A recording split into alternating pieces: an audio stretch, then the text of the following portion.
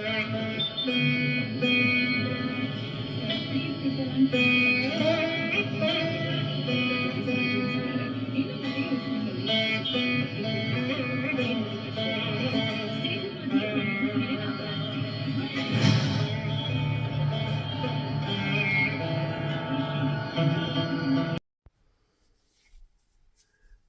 guys, welcome back to the channel. Joffrey Noodle Legs here today with another noodle film review. I suppose it's a film review, it's a documentary review. And today we're looking at a new documentary which I received. And it's Andrew Smith's Poecilotheria documentary of the Carter's Great Indian Railway Spiders. So he's looking at the Poecilotheria spiders, which commonly known as the pokies, which is a genus which is found in India and Sri Lanka and places like that. And these are a tree-dwelling spider, so they are an arboreal spider that live within crevices in trees in India. Anyway, Andrew Smith. I'll tell you a little bit about Andrew Smith. He's to the tarantula hobby. He's the hobby's David Attenborough. Okay, he knows tarantulas inside out. I think he's a professor on it. He studies. He does lectures on tarantulas. He's done other documentaries, but this is his latest one, the Poecilotheria. So this is one that we've all been looking forward to be honest. So I've just watched it, so I'll go through a little bit with you. So he starts off in the documentary sort of talking about the P Metallica. Search for Metallica doesn't begin in an acacia carpeted hillside or a forest glade. It's here in the city of Chennai, which 150 years ago was known as Madras. Here in 1858 on this very beach, a 24-year-old Irish railway engineer named H.R.P. Carter came ashore on a rolling sea of surf in what was called a Missoula boat. Then Andrew goes on about H.R.P. Carter's life a little bit. Because he worked on the railways, like an engineer on the railway. So he explains a bit about Andrew, sort of like he explains about Carter's involvement with the railway. He would have been very aware in 1858 that life expectancy in India for those young engineers, traders and civil servants was often no longer than 2 monsoons, and that many were forced to leave the country early due to ill health. He had also been very aware that the year before, northern India had been torn apart by mutiny among Indian sepoys in the northern military cantonments. So Andrew talks quite a lot about Carter at the beginning of the documentary. He explains a bit about how he's not just how he actually thrived in the railway business and became like a senior engineer. He actually speaks about his interests, and because he had a real interest in sort of like the natural sort of history. Where some men died, other men thrived. And this young man would not only rise in his chosen profession to become the senior engineer of the Madras Railway Company, but he was also responsible for directly instigating the collection of a large number of the historical Indian species that make up Reginald Pocock's classic 1899 Poecilotheria paper, which include some of the most iconic tarantulas in the world. So as you can see, Andrew was saying that he started to collect sort of species of animals, including tarantulas, especially the genus of the Pokie genus, which were sort of at that time probably thriving in India. So he talks a little bit like that, and then he goes on a bit more about how he joined the Madras Club, which was almost, it sounds a little bit like the Masons are over here, where you have to be sort of sworn in and you all sort of do things for one another. So he explains that, about Carter joining them. To rule out Englishmen who were deemed to be not of the gentlemanly class. As a train driver, would be refused membership even if he could afford it, while a senior engineer responsible for building the railway was deemed worthy if his application could pass muster. Women, Anglo-Indians and Indians were obviously not eligible for membership, although the club relented eventually on women in 1898 and erected a separate building nearby called the Ladies' Pavilion. We didn't get more talk about the sort of things that happened in the sort of Madras club, and some that Carter also started to do writings about sort of like his findings of spiders in some sort of newspaper called The Field. Poecilotheria spiders is that Carter had literary aspirations and had begun writing for a number of popular journals and newspapers of the period, all of which reveal not only the fact that Carter was a passionate naturalist, but that also he was a keen and active sportsman. And like many members of his generation and social class, he hunts. Then we join Andrew on location. Now, 120 years ago, there would have been stacks of firewood every 20-30 miles. And these steam trains at that time were wood-fired. Only from 1901 did the Indian railway systems begin to switch over from wood to coal. And from that point onwards, pokies in the British Museum Natural Collection cease. They're finding the spiders in the wood piles beside the railway tracks. So you may be thinking, why are we hearing all about the railway and stuff like that? It's really important because the first sort of like 45 minutes to an hour of the documentary is telling us the history of Mr. Carter and Mr. Balcock, all the other sort of people he's in contact with, because it's really important these were the first sort of people that kind of come across these spiders, European people that never seen these species before. And so it's explaining to you all the build up to the history and what made them find them and what happened. Obviously, a lot of them were sent to museums and zoos and stuff like that, and preserved and all this kind of thing. So it's quite important. It's very, very interesting. I found the first part of the documentary quite gripping. I was really wanting to find out where this was going, and it was really, really cool. Anyway, so now we join up with Andrew, and a couple of his colleagues are out now looking for the spiders.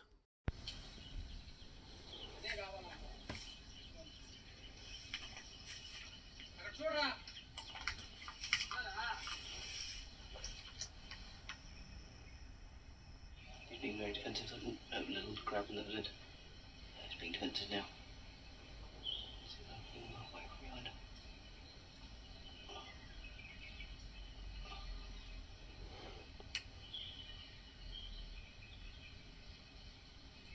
Took a wolf spider.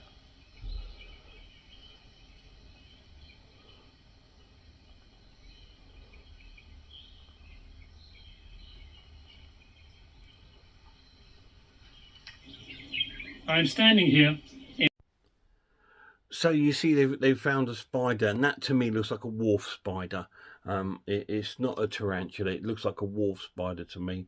The giveaway points is that the eyes are all like facing frontwards, whereas a tarantula, they're kind of like on top of the carapace, whereas a lot of the true spiders, they're looking forward, because true spiders rely on their eyesight a lot more than tarantulas.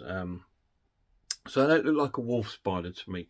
But then they come across one of the species of this genus, the Poecilotheria. A juvenile molt. But you ready for this?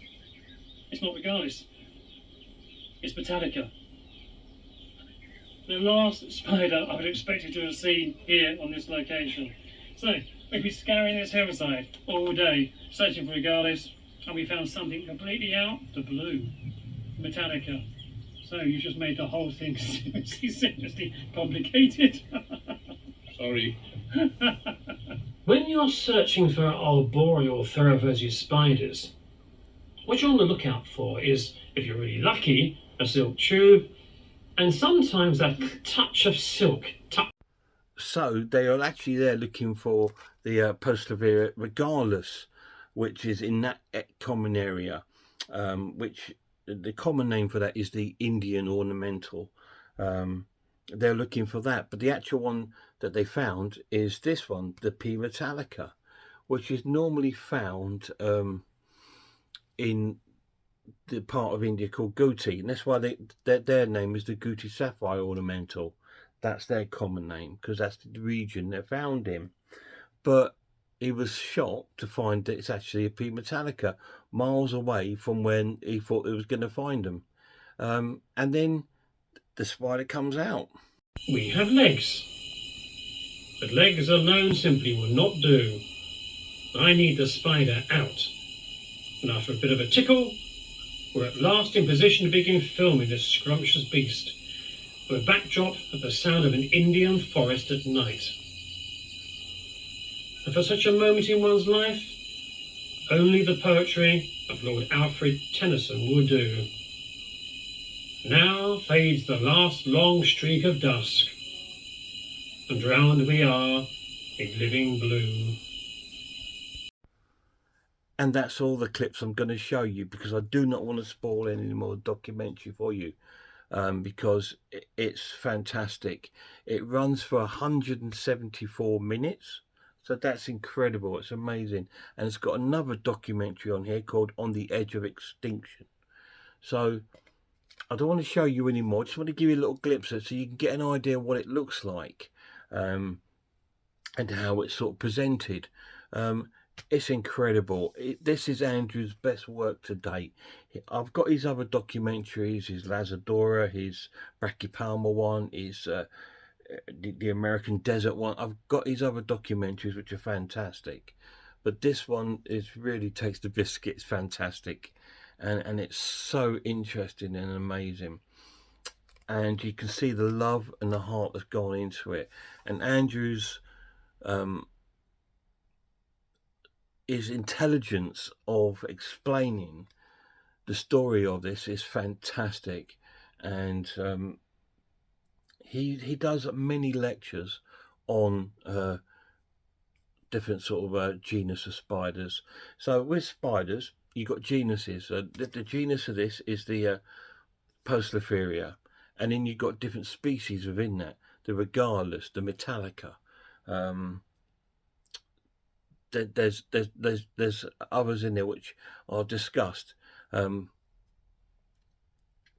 Now, I found this incredible, but I also found it heartbreaking, simply because you see all the area where these spiders lived have all been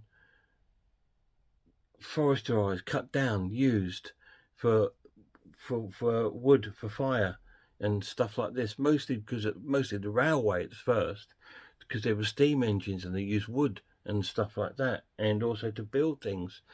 But now it's still, the area is still being cut down for the wood, for fires, for all sorts of different things, and it's heartbreaking to think these beautiful animals environment that's been taken down. And you can see the sort of distress in Andrew's face sometimes when they're looking for hours and they can't even find one spider. So these spiders' environment are in danger. So that makes these species an endangered species. They're getting close to that sort of, if it gets worse there and more of their natural land's taken away and replaced with like coffee plants and stuff like that, they're going to be gone. This is why the hobby is really, really important, because a lot of these spiders in the wild could one day be gone, but the genus and the species will still be around in a captive sense because of people of the hobby. So this is why the hobby is quite an important thing. A lot of people think, oh, it's cruel keeping a spider in an enclosure. No, not really. If you think of what actually that's doing, because a lot of people breed their spiders, and we get more spiders and more. It actually helps to keep the genus like on the planet, not completely disappearing. Yeah, not ideally, not wild animals, but captive animals, but it's still the same genus. So that's why it's important. And I found it quite heartbreaking that he couldn't find a regardless. Because that's what they were looking for first, but they didn't show one throughout the whole documentary. So that's a bit strange how they didn't come across one. But would you like to see one? Because I've got a young little juvenile. Let me show you him. So this is a Poecilotheria regardless. This is a young juvenile. Like it's been, it's probably about nearly 2 inches in size. So it's a grown-on sling to young juvenile, and it's in its forever home.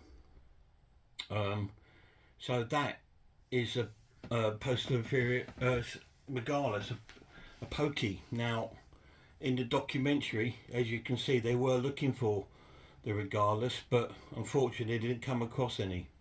So that's why I thought I'd show you my little baby. So that's my little regardless that I've got. It's only quite a young one. It's a juvenile. It's about 2 inches long, and it's beautiful. And it's doing well, eating well, happy, doing what I like. It's got a nice warm home. It's got everything it needs there. So that's doing really well.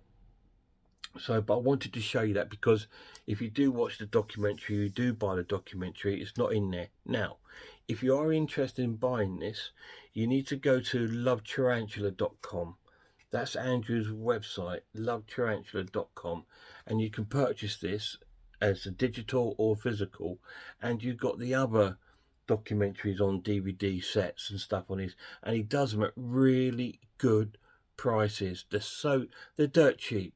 They are dirt cheap, and they are fantastic, and they are the best documentaries about spiders that you will ever see.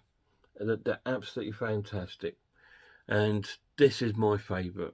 It's absolutely brilliant, really cool, and it was great to see my name in the titles at the end as a thank you. So thanks very much, Andrew, for that. That was really cool. It's great to see. So it comes in a 2-disc set. We've got 1 disc there, and my other disc is in my player because I've just been watching it. So yeah, there we go. I'll pop that in there. It comes as a 2-disc set. Really cool. Amazing set. An amazing documentary. So I'm going to give this an essential watch. And give it a 10 out of 10. The only minus to it is obviously a lot of people have fear of spiders. Now that's a different conversation altogether, because fear to me is human made.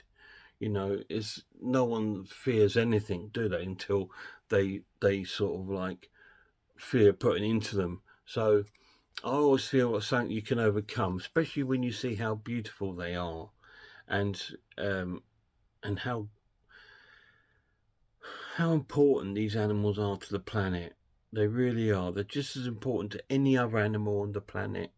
You know, we need these, so we need to look after our environment. We need to look after the areas they come from. We need to keep these animals on our planet. And thank you, Andrew, for making this amazing documentary, and I do hope you make more. Fantastic. So well, I hope you liked that little review of this. Have you seen any of Andrew Smith's documentaries? If you have, let me know down below what you think of them. Please go over to the website, lovetarantulas.com.